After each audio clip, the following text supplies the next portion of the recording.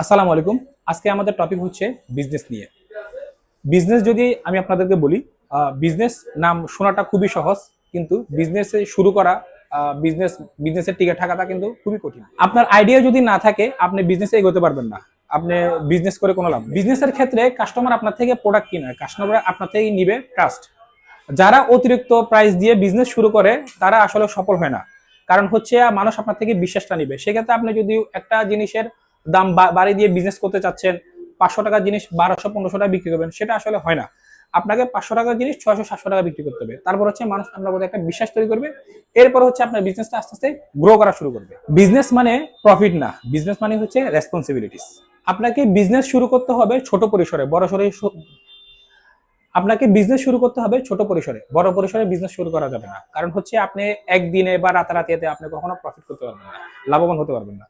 আপনাকে লাভবান হতে অনেক সময় লাগবে, তার জন্য লাগবে আপনার প্রচুর পরিমাণ ধৈর্য। ধৈর্য ছাড়া কখনো আপনার বিজনেসে লাভবান হওয়া যায় না। তার জন্য বলবো, বিজনেস করতে গেলে আগে সর্বপ্রথম লাগবে আপনার আইডিয়া। একটা আইডিয়াকে তৈরি করেন বা একটা স্কিল আপনি শিখেন।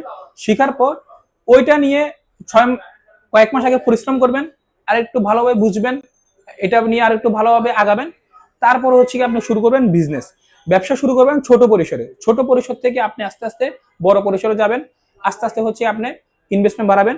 এভাবে হচ্ছে আপনার বিজনেসটা ছোট থেকে আস্তে আস্তে বড় হবে।